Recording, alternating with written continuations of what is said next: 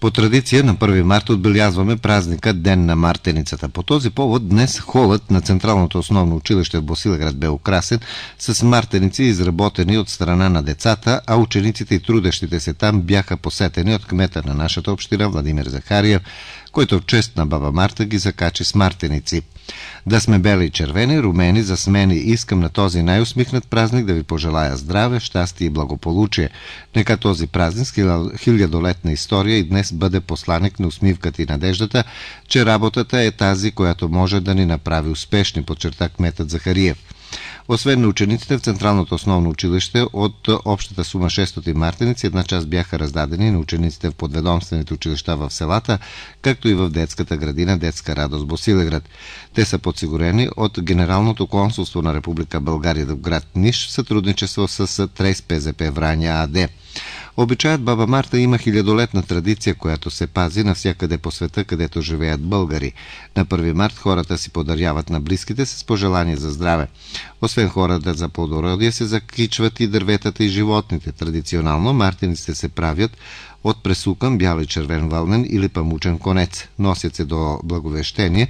Според поверието, червеният цвят дава жизненост на съществата, а белият символизира чистотата, радостта и красотата.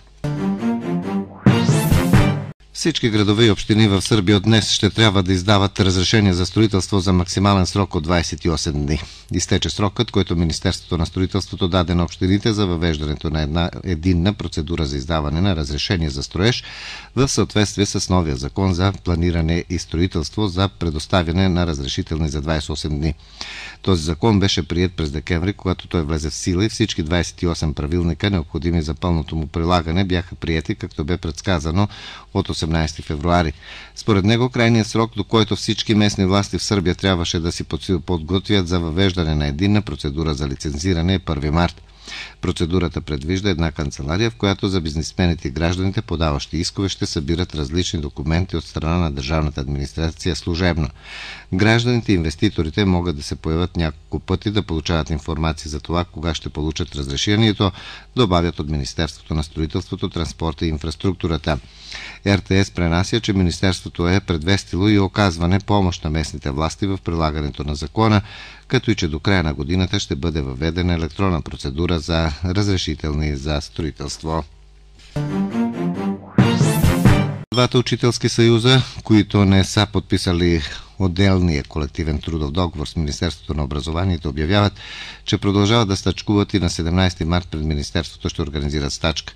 В четвъртия месец на стачката разбираме, че репресивните мерки ще бъдат още по-силни, но ние не отстъпваме и стачката продължава, каза Ясна Янкович, говорител на Асоциацията на учителските профсъюзи на Сърбия. Тя обясни, че двете организации са недоволни от липсата на комуникация с министъра на образованието Сърджан Вербич. Обвинявайки министърът на образованието за нарушаване на трудовото законодателство и закона за стачка, подпредседателят на СРПС Милдраг Сокич обяви, протест пред Министерството ще поставим палатки, докато не се разреши ситуацията, казва Сокич. От 1 до 3 март в малката зала на Нишкия културен център ще бъдат прожектирани 3 български филма по случай Деня на българското кино.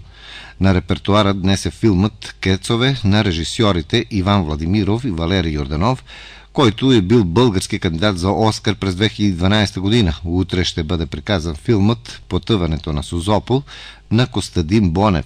Всички прожекции започват в 19 часа, а входът е свободен. Организаторите на събитието са Нишкия културен център, консулство на Република България в Сърбия и Родното сдружение Цариброд. Както бе съобщено, това събитие се провежда традиционално по повод празника на баба Марта и националния празник на България 3 март. В Босилеград утре предимно облачно с преваляване от дъжд, ще духа слаб северозападен вятър. Сутрешната температура на въздуха -2, максимална дневна 8 градуса.